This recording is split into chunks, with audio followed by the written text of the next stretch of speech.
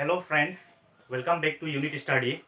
Friends, already matter in our surrounding का chapter complete हो चुका है और आज हम लोग करेंगे एक्सरसाइज का जो फर्स्ट क्वेश्चन है, क्वेश्चन नंबर 1, क्वेश्चन नंबर 2 और क्वेश्चन नंबर 3 भी करेंगे फ्रेंड्स इस वीडियो में। सो चलिए स्टार्ट करते हैं। Question number 1, convert the following temperature to the Celsius scale. Friends देखिए यहाँ पे क्या दिया हुआ है क्वेश्चन में कि कन्वर्ट करना है आपको टेम्परेचर टू सेल्सियस स्केल में कन्वर्ट करना है फ्रेंड्स। और आपको यहाँ पे दिया हुआ है के का मतलब होता है फ्रेंड्स केल्विन, ओके फ्रेंड्स। और सी का मतलब होता है सेल्सियस, ओके फ्रेंड्स। तो चलिए स्टार्ट करते हैं। क्वेश्चन नंबर 1 में क्या दिया हुआ है, 293 के मतलब 293 केल्विन कितना होगा अगर इसे हम लोग सेल्सियस में कन्वर्ट करेंगे। तो देखिए फ्रेंड्स, ये करने से पहले मैंने आपको एक फॉर्मूला दिया था जो मैंने फर्स्ट मैंने वीडियो में जो मैंने बना चुका है, ऑलरेडी मैं बना चुका हूं।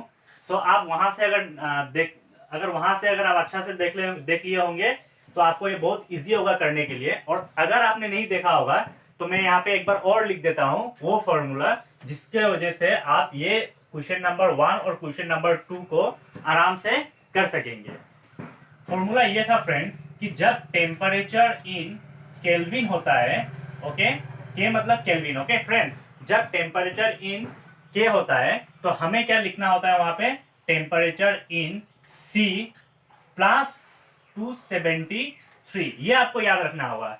अगर केल्विन होगा तो उसमें 273 प्लस होगा, ओके फ्रेंड्स।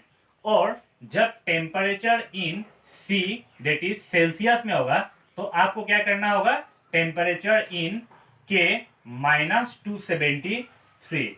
ये बहुत इंपॉर्टेंट है फ्रेंड्स। अगर ये आपको याद होगा तो आप ये दोनों क्वेश्चन को आप आराम से कर सकते हैं। मैं यहाँ पे करके आपको दिखा दूंगा और उसमें आपको ये फॉर्मूला बहुत इंपॉर्टेंट है। तो देखिए अभी हम लोग को क्या करना होगा, यहाँ पे कन्वर्ट करना है। फर्स्ट क्वेश्चन क्या बोला है, कन्वर्ट कीजिए किसमें, सेल्सियस स्केल में। तो ये अगर के दिया हुआ है तो 293 के दिया हुआ है फ्रेंड्स यहाँ पे।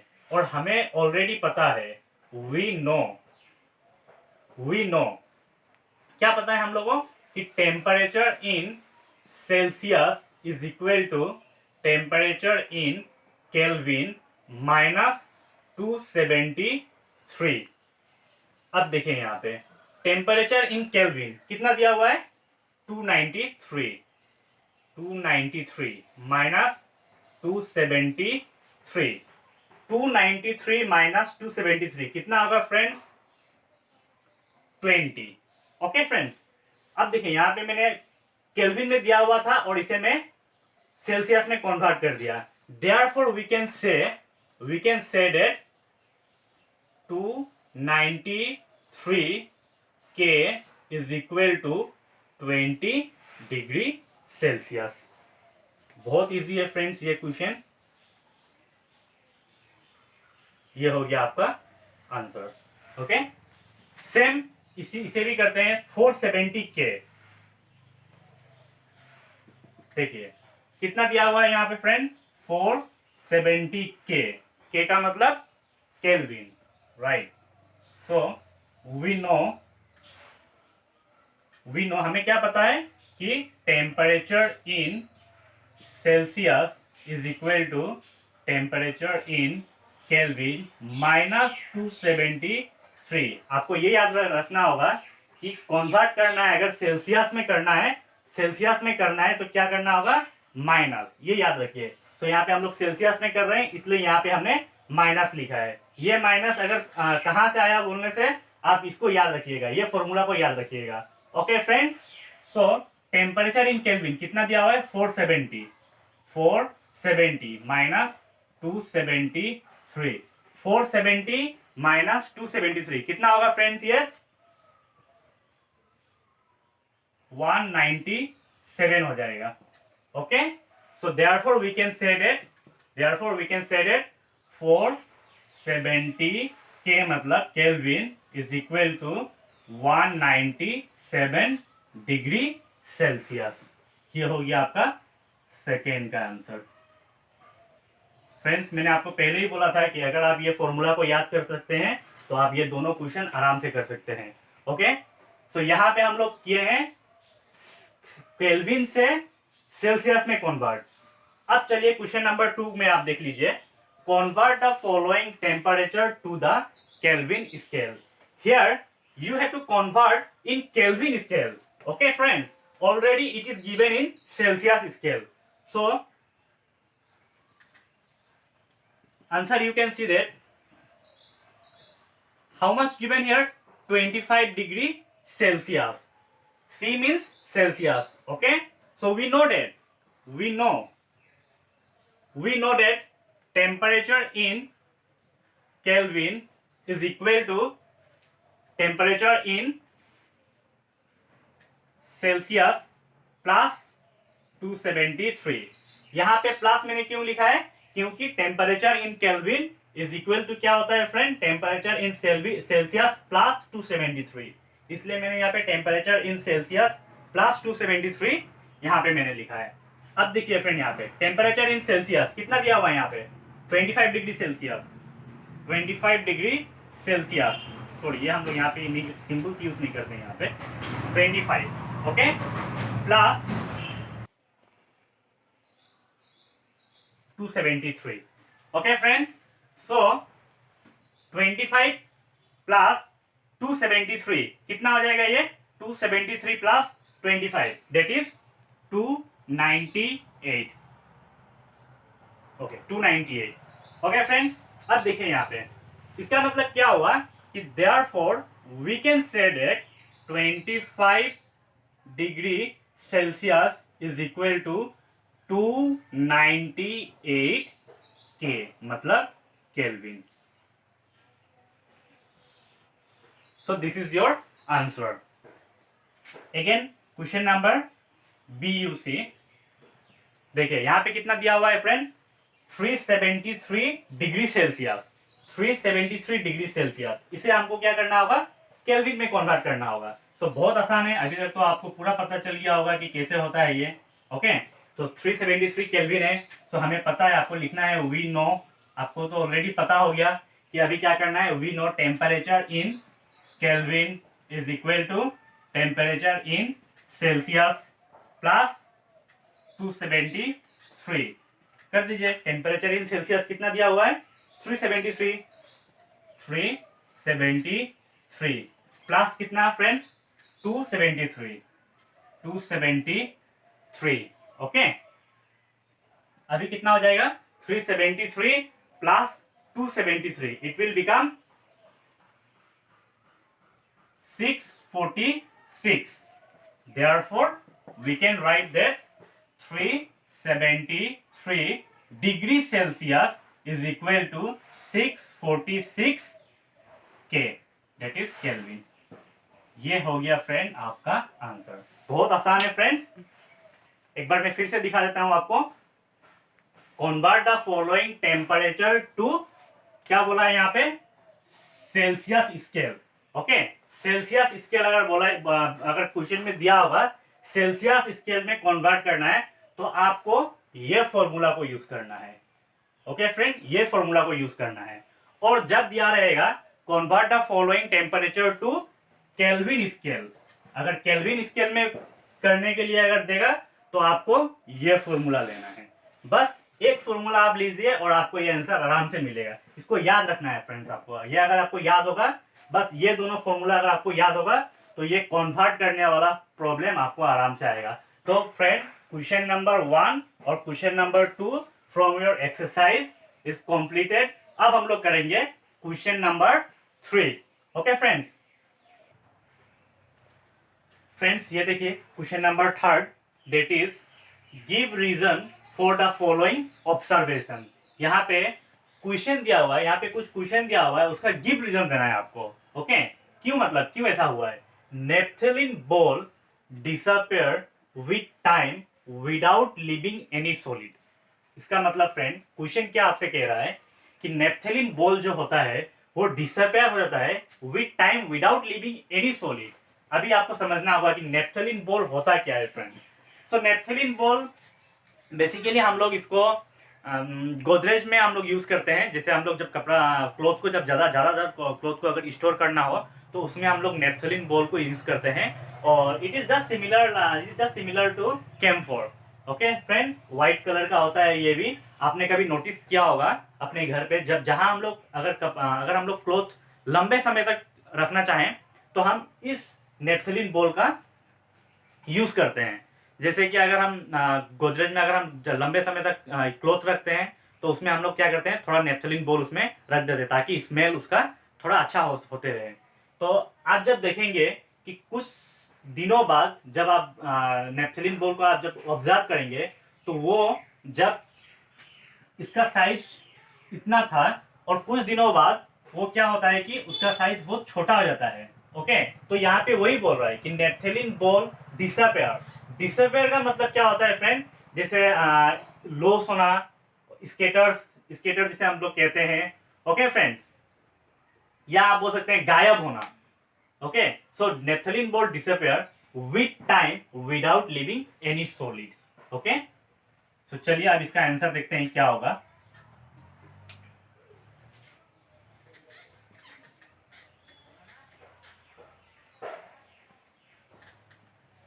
ए का आंसर देखिए, naphthalene ball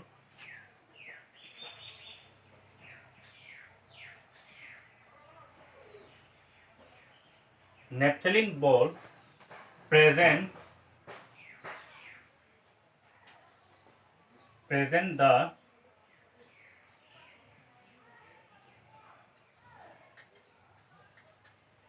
phenomenon of sublimation.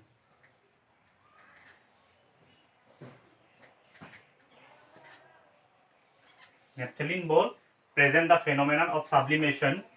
They directly change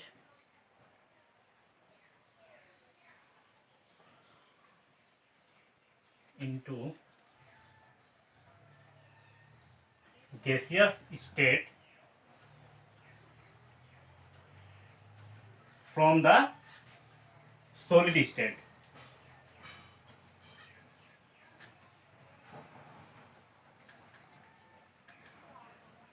from the solid state. Okay friends, क्योंकि नेपथलीन बॉल जो होता है वो सॉलिड स्टेट में होता है। So from the solid state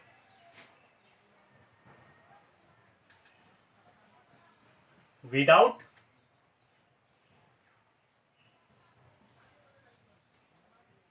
undergoing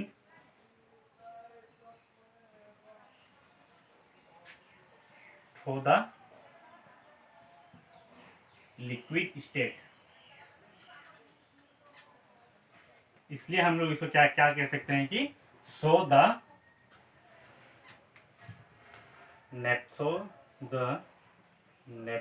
नेपथलीन ball disappear with time without leaving any solid। देखिए, naphthalene ball present the phenomena of sublimation. First यहाँ पे एक वर्ड आया, that is sublimation. Okay friend, sublimation. अब देखिए सब्लिमेशन क्या था, मैंने आपको ऑलरेडी सब्लिमेशन का ऊपर मैंने आपको क्वेश्चन दे दिया है, इसका आंसर मैंने आपको वीडियो में दे दिया है। सब्लिमेशन था कि जब सॉलिड से डायरेक्ट कन्वर्ट होता है गैसियस में, और जब गैसियस स्टेट से सीधा कन्वर्ट होता है सॉलिड स्टेट में। ओके, सो इस प्रोसेस को हम लोग क्या बोलते हैं, सब्लिमेशन। जब सॉलिड से गैसियस में और गैसियस से जब सॉलिड में कन्वर्ट होता है तो सब्लिमेशन कहते हैं। तो ये सब्लिमेशन ये नेपथलीन बॉल ऑब्जर्व करता है, मतलब प्रेजेंट द फिनोमेना, इसमें नेपथलीन बॉल में ये प्रेजेंट होता है, सब्लिमेशन फॉर्म जो होता है। सो इसलिए इसमें क्या दिया हुआ है कि दे directly change into gaseous state from the solid state. Okay, gaseous state में चेंज हो जाता है सॉलिड स्टेट से, without undergoing through the liquid state. Without undergoing through the liquid state. Undergoing का मतलब होता है गुजरना फ्रेंड्स, ओके। सो जैसे हम लोग बोल सकते हैं कम्स बाय, मतलब लिक्विड में नहीं जाके क्या होता है कि सॉलिड से सीधा गैसियस में कन्वर्ट हो जाता है। इसलिए यहाँ पे बहुत आसान सा आंसर दिया हुआ है कि naphthalene ball present the phenomenon of sublimation. पहले तो आपको ये सब्लिमेशन जानना होगा, उसके बाद आप डायरेक्ट लिख सकते हैं यहाँ पे दे directly change into gaseous state from the solid state, gaseous state from the solid state without undergoing through the liquid state, okay. So the naphthalene ball disappear with time without leaving any solid. So friend ये पहला question number 3A का हो गया। अब हम लोग करते हैं क्वेश्चन नंबर 3 का B। तो इसे मैं रफ कर लेता हूं फ्रेंड।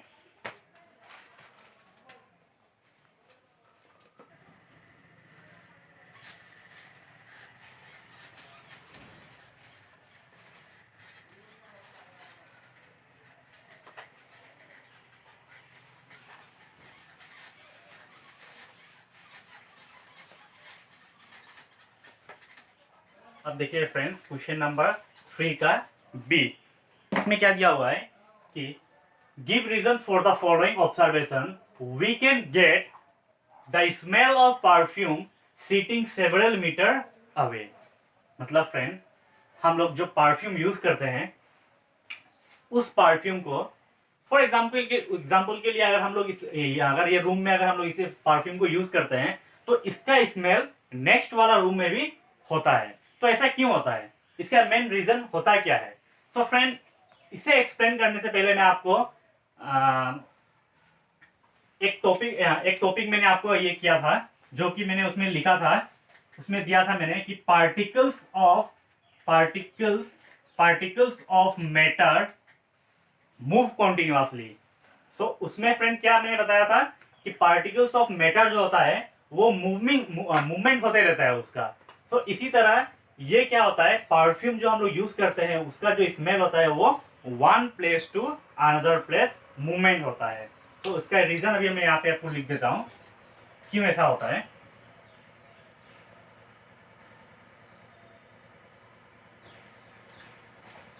देखिए friends, the particles of perfume, the particles of perfume diffuse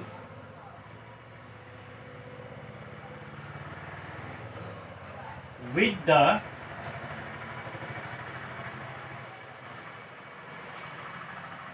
particles of perfume diffuse with the particles of air, okay friends।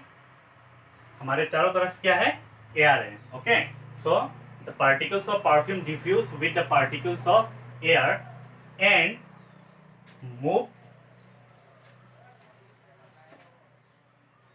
Move rapidly in all direction, so बस यही एक रीजन है।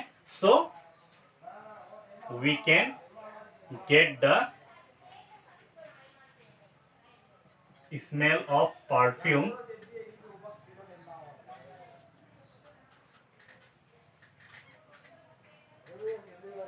sitting several meters away।